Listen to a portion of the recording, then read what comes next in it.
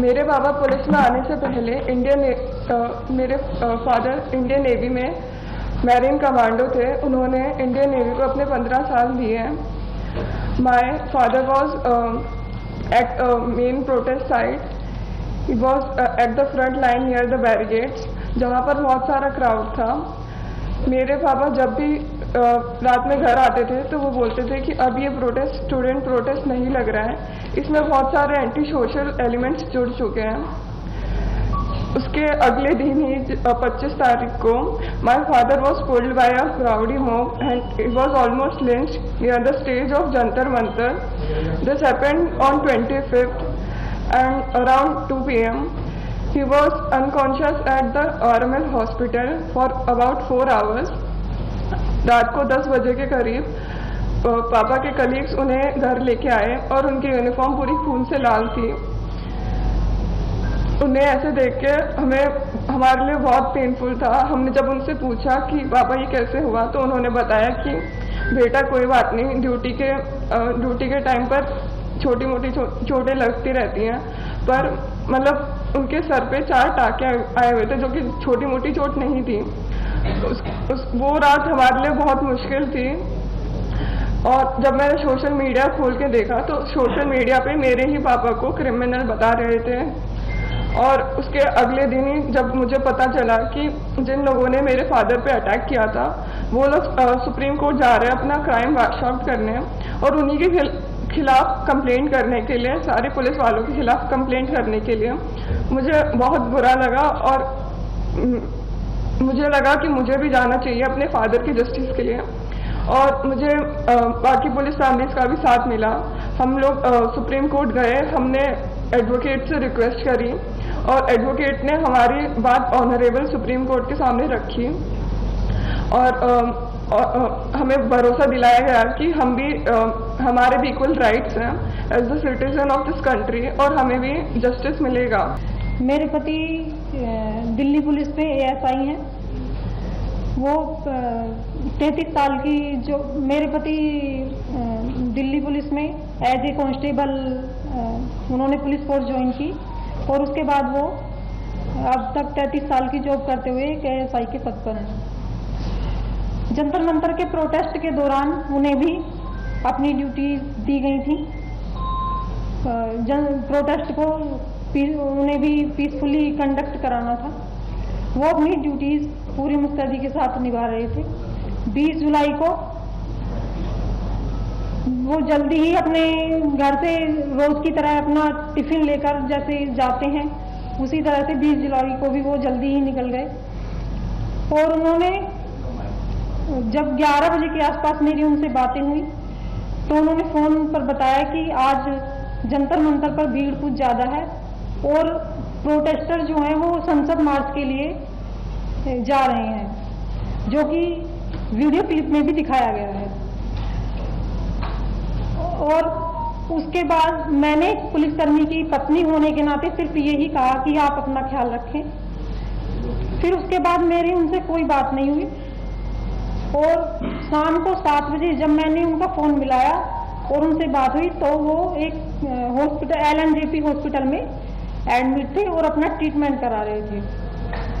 उन्होंने कहा कि जो भीड़ है वो ज्यादा उग्र हो गई थी और भीड़ के अंदर कुछ शरारती तत्व भी शामिल हो गए थे, जिन्होंने पुलिस फोर्स पर गमलों से, जो भी उनके हाथ में चीजें आ रही थी, चप्पलों से, जूतों से और पत्थरों से उन्हें पुलिस फोर्स को घायल कर दिया था, जो कि एक वीडियो क्लिप में भी दिखाया जा रहा है।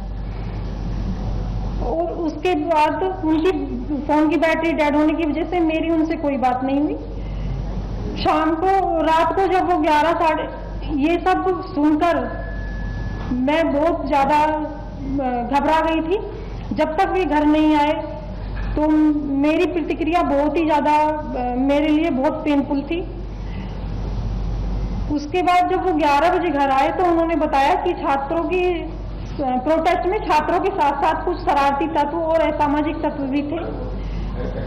उन्होंने पुलिस फोर्स पर जो पुलिस फोर्स ने संसद की सुरक्षा के लिए बैरिकेडिंग की गई थी उसको तोड़ दिया और पुलिस फोर्स पर चप्पलों, जूतों और पत्थरों से उन पुलिस फोर्स पर हमला किया। और मेरे पति को भी जो ड्यूटी के दौरान हेलमेट दिया जाता है, उनका हेलमेट भी पूरी तरह से टूट गया था। और यदि कोई पत्थर का टुकड़ा हेलमेट टूटने के बाद उनके सर पर लगता तो शायद वो आज इस दुनिया में नहीं रहते। ये सोचकर और ये उनके बताए जाने पर मैं इतनी ज्यादा मतलब मेरी रूह कांप गई थी कि इसके बाद मेरा और मेरे परिवार का क्या होता। मैं अपनी संसद में बैठे हुए जो मेरे चुने हुए प्रतिनिधि हैं, मैं उनसे निवेदन करना चाहती हूं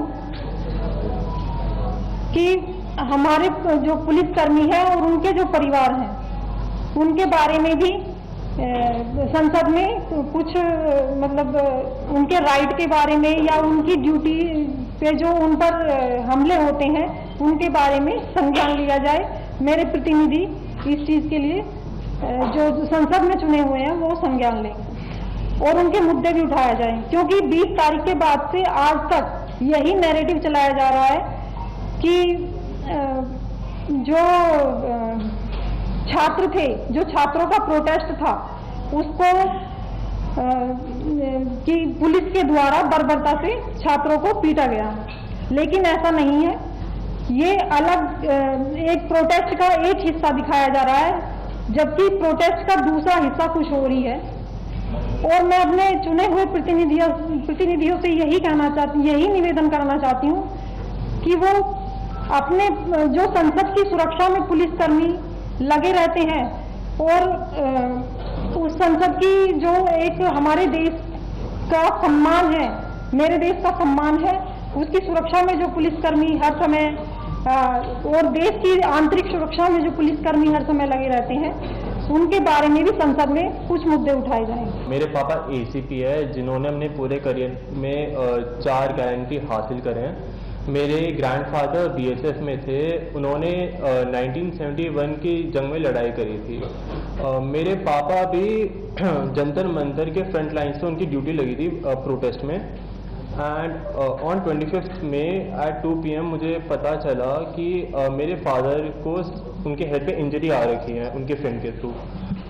जब मैंने फोटो देखी तो उनके हेड को शेव कर रखा था और उनके हेड पे लाइक स्टिचेस लग रहे थे 4। उसको देख के I was like really frustrated and मैं बहुत डरा हुआ था। जब मेरे पापा घर आए तो उन्होंने मुझे बताया कि जो स्टूडेंट्स की जो प्रोटेस्ट, उसमें बस स्टूडेंट्स नहीं है, उसमें राउडीज है, उसमें एग्रेसर्स हैं जो लाइक इस अपॉर्चुनिटी का यूज़ कर रहे हैं just to create chaos. And on 25 में अनप्रोवोक्ड उन्होंने मेरे पापा और उनकी टीम के ऊपर पेल्टिंग स्टार्ट कर दी। उस टाइम मेरे पापा बिल्कुल भी प्रिपेयर नहीं थे, वो अपने सबऑर्डिनेट्स को ब्रीफ कर रहे थे। And when the pelting started, मेरे पापा अपने सीनियर ऑफिसर्स को लाइक एक सेफ प्लेस में सिक्योर करने चले गए, बट एक स्टोन उनके हेड पे हिट कर गया एंड उनका सर फट गया और उन्हें इंजरी हो गई। कुंजन, आप कुछ और शेयर करना चाहेंगे? हम खड़े होना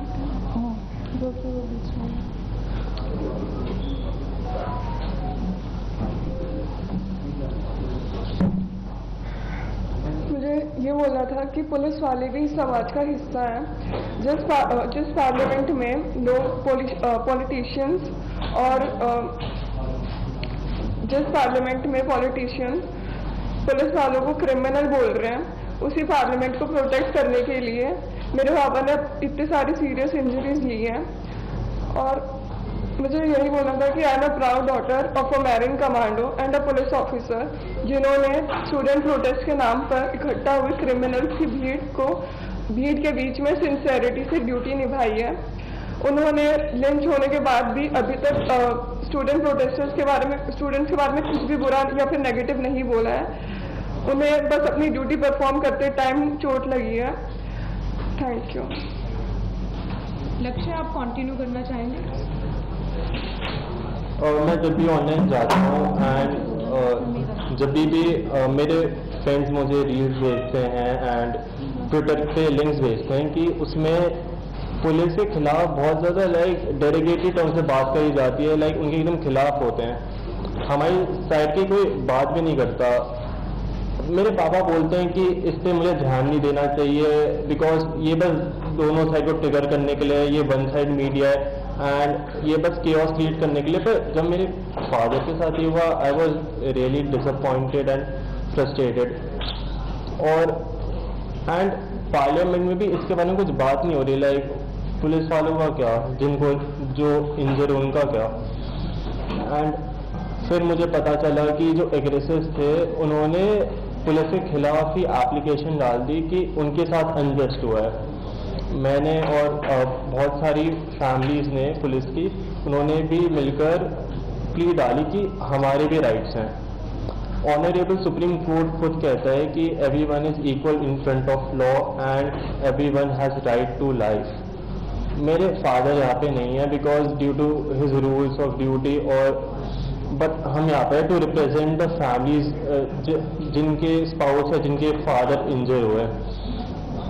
जंतर मंतर में जो प्रोटेस्ट था वो स्टूडेंट प्रोटेस्ट था, पर उसमें बस स्टूडेंट्स नहीं थे, उसमें राउडीज थे, उसमें गुंडे थे जो इस अपॉर्चुनिटी का यूज करे थे टू क्रिएट केओस और पुलिस वालों को इंजर करने के लिए, उन्हें हर्ट करने के लिए। मैं एक स्टूडेंट हूँ और मुझे पता है कि मेरे पापा जो एक पुलिस ऑफिसर है वो किसी ऐसे स्टूडेंट को हर्ट नहीं करेंगे, वो एक स्टूडेंट की केयर करेंगे and my father didn't deserve this.